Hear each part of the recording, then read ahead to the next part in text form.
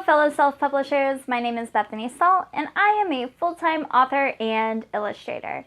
Today, we are going to be talking about interviews with real-life examples of news interviews I have done, and how you can prepare for them, and what to do if things start to go off course, because news interviews are live, so things can catch you off guard, as you will see in my videos and examples ahead.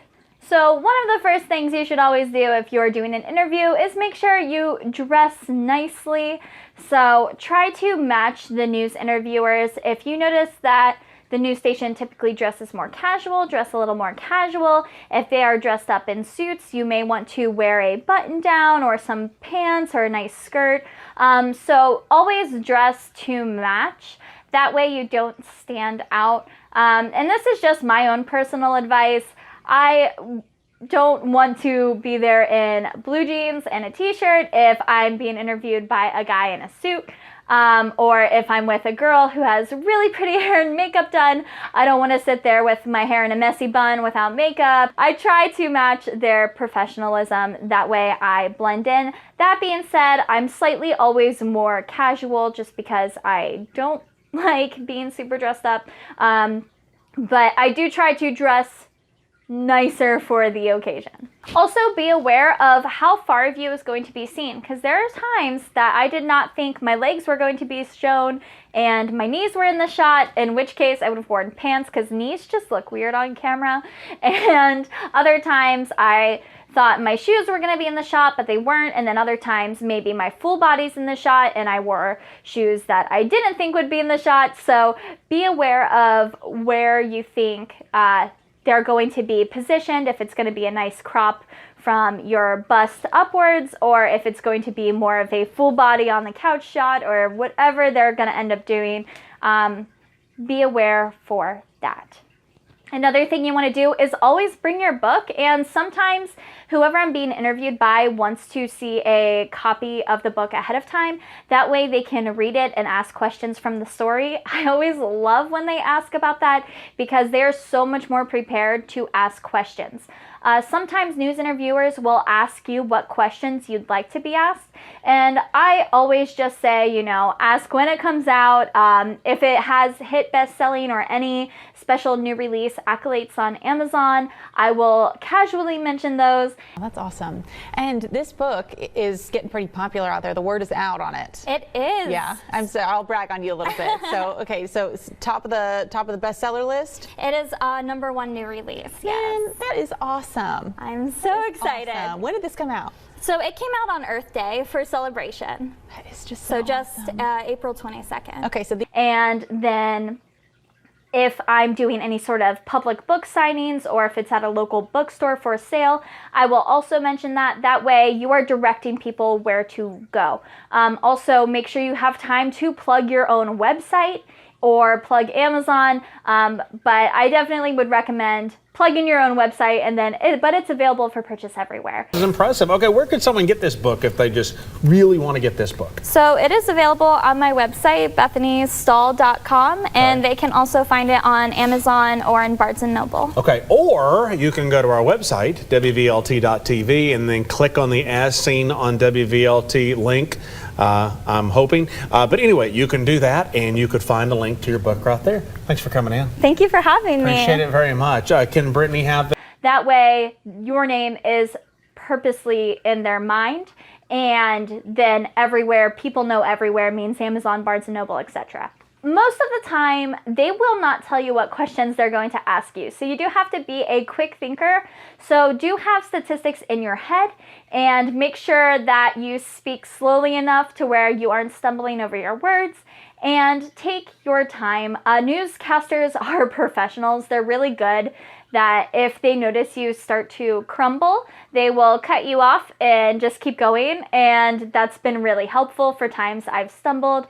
But there's also times where they may catch you off guard with certain questions you weren't expecting. I remember when I did my Carrie D interview, I got asked about if I was bullied for having long legs because Carrie D has long legs, and that book is about, accepting your flaws. And that was a really funny thing. And I also didn't realize that one of the newscasters' names was Brittany. I thought they were miscalling me Brittany instead of Bethany, which is something that happens to me all the time. Whenever anybody sees my name, they call me Brittany. So you can see in that interview, I was caught off guard, and I actually look off camera towards my husband because I'm like, are they talking to me? It's close to Brittany's heart just because it's called long-legged chickadee. And anyway, okay, you get it. Okay, anyway, okay, so tell us the story. So just try not to wear your emotions on your face. And I know I am the queen of expressions and wearing emotions on my face. So when I do a news interview, I really have to stop my eyebrows from doing the crazy things that they do, as I'm sure you guys know watching my videos. And my mouth does a lot of crazy things, and I am a very expressionate person. So I really have to try to keep my poker face on in interviews. That way I don't look as caught off guard or confused as I may be in the moment. I have to look cool.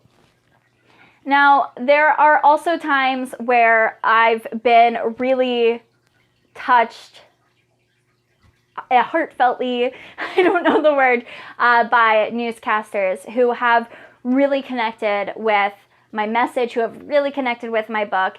And that has also caught me off guard because I go in expecting a very professional interview. And when somebody compliments me deep down to my core, it feels really good. And then the real me comes out and not the professional on camera me. So, for example, this happened on live news.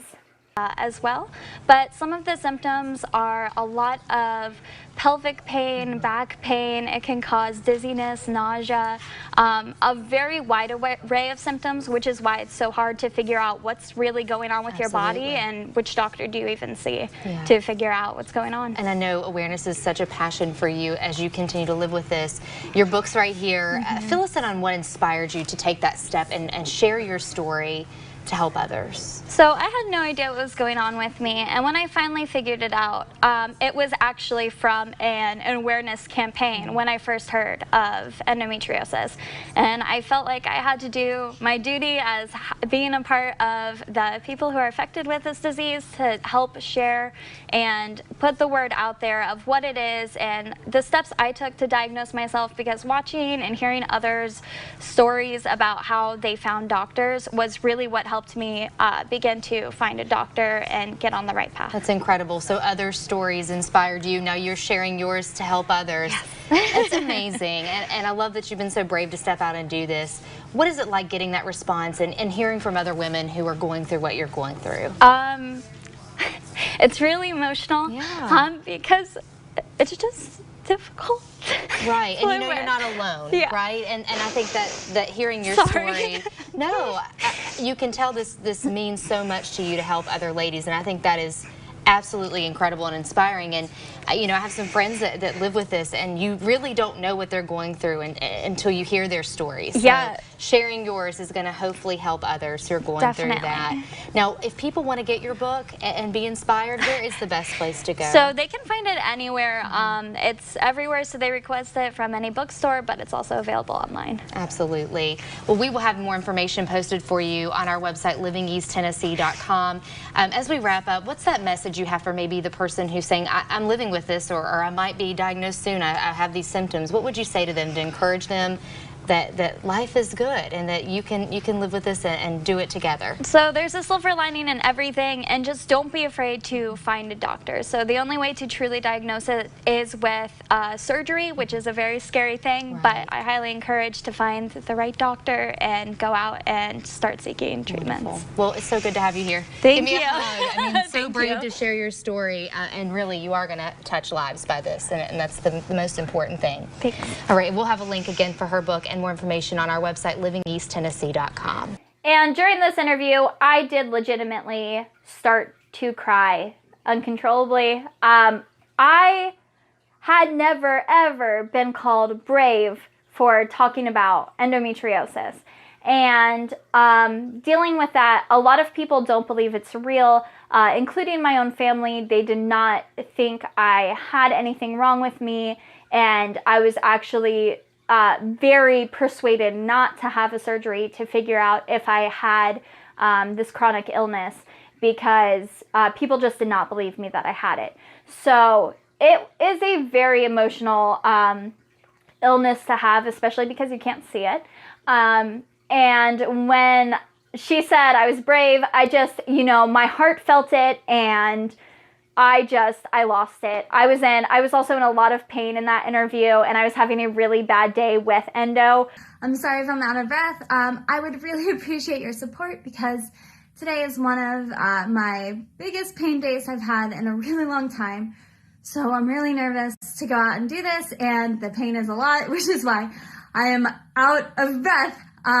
So endo can affect you and make you feel horrible, even if you don't look sick. So hopefully we can spread some awareness, and hopefully this goes well. So thank you for your support, and let's share awareness for Endometriosis Month. So when she said that, I just immediately just crumbled apart, but she handled it really well. And that is where I would like to compliment all newscasters, because they are prepared for everything. And if you end up just going off the rails like I have, they are there to catch you and keep guiding the interview forwards. So essentially, be prepared for the unprepared. What?